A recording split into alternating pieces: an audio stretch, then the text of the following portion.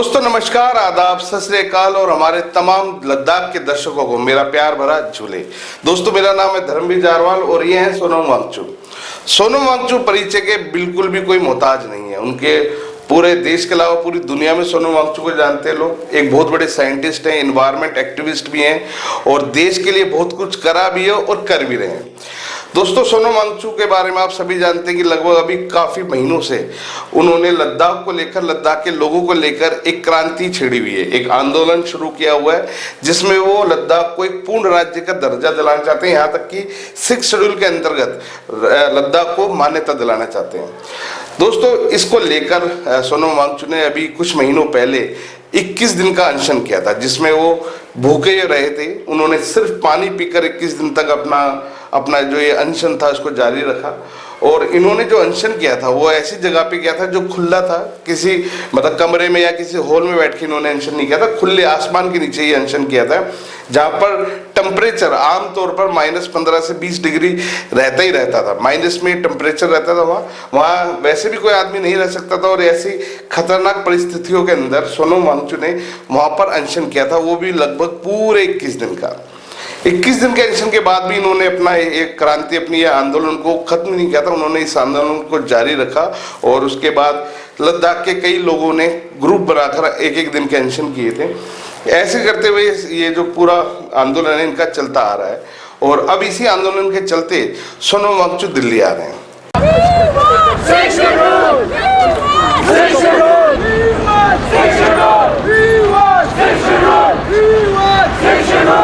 पूरे लद्दाख के लोगों के साथ उन्होंने पूरे लद्दाख से लेकर दिल्ली तक की एक पैदल यात्रा शुरू करी है। लगभग 30 दिन लगेंगे उनको लद्दाख से लेकर यहाँ दिल्ली तक आने में। पैदल ये लोग आ रहे हैं।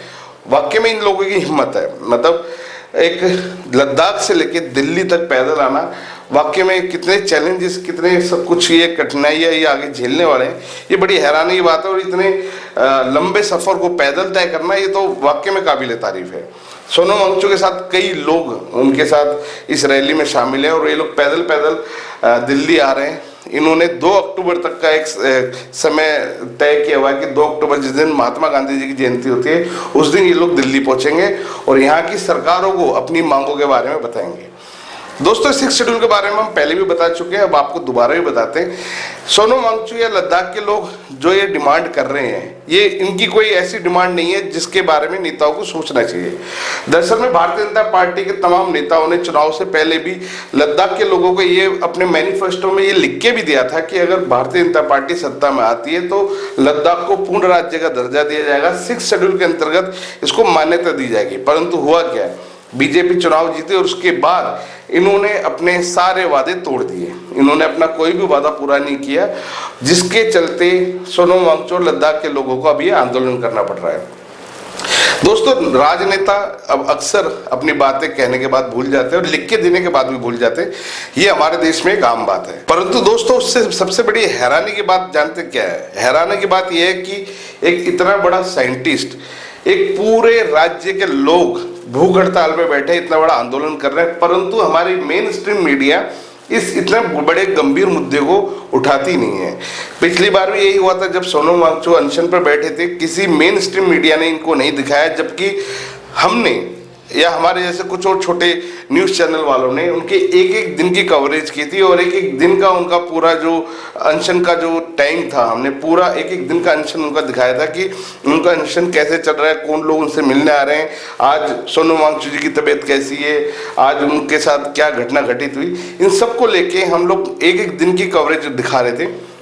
परंतु हमारे जो देश की मेन स्ट्रीम मीडिया है, गोदी मीडिया है, उन्होंने इसको कवर ही नहीं किया, उन्होंने इस मुद्दे को उठाया ही नहीं।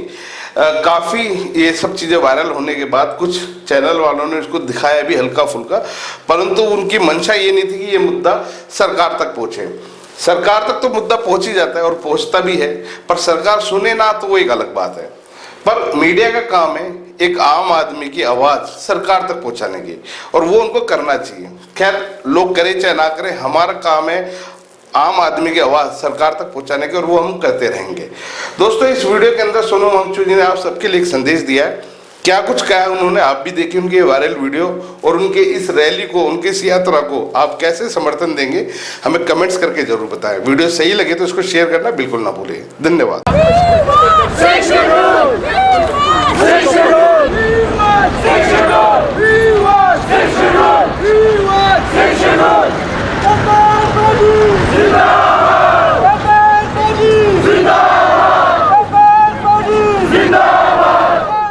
नमस्कार, जुले सलाम।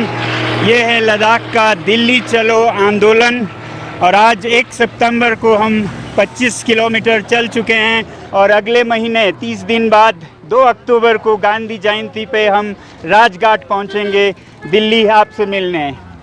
आपको मालूम है पिछले 5 सालों से और ख़ासकर 1.5 साल से लद्दाख अपने वादों को याद दिलाना चाहता है भारत सरकार से।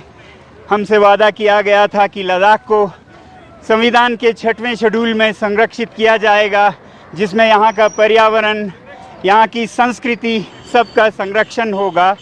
मगर अभी 5 साल हुए हैं और ये आंदोलन चलता रहा है। हाल में इलेक्शन के कारण इसको स्थगित किया गया था। पिछले 24 अगस्त को लद्दाख की एपेक्स बॉडी जो कि इस आंदोलन को चला रही है, उन्होंने घोषणा की थी कि दिल्ली चलो यात्रा शुरू होगी। उसी के 2 दिन बाद 26 अगस्त को अमित शाह जी ने ट्वीट करके ये घोषणा की कि लद्दाख में 5 नए ज़िले स्थापित किए जाएंगे। अब इस पे हमें खुश होना है या नाराज़ होना है, ये इस पे निर्भर करता है कि ये ज़िले कैसे ज़िले होंगे। अगर ये ज़िले स्वायत्त परिषद यानी कि ऑटोनमस काउंसिल के साथ डेमोक्रेटिक डिस्ट्रिक्ट्स हों, जिसमें लोग अपने चुने हुए प्रतिनिधि भेजते हैं और वो फैसला करते हैं, जैसा कि 6वें शेड्यूल में संविधान ने सारे जनजातीय इलाकों को दिया है, तो फिर हम ये यात्रा सरकार को, अमित शाह जी को, मोदी जी को धन्यवाद देने के लिए कर रहे हैं।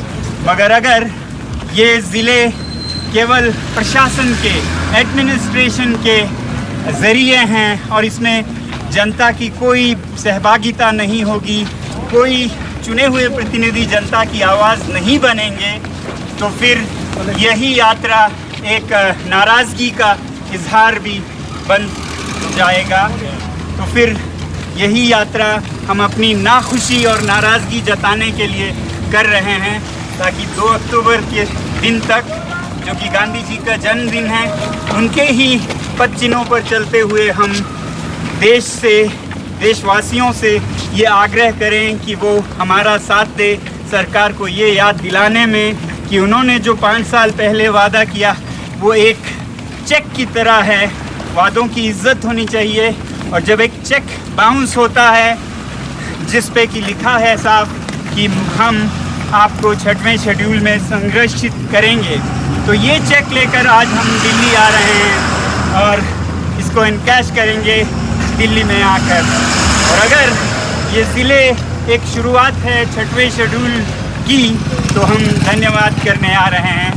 अगले 30 दिनों में आप सबसे दिल्ली में मिलेंगे और तब तक हम हर रोज़ अपडेट्स आपको ऐसे ही देते रहेंगे। जुड़े रहिएगा।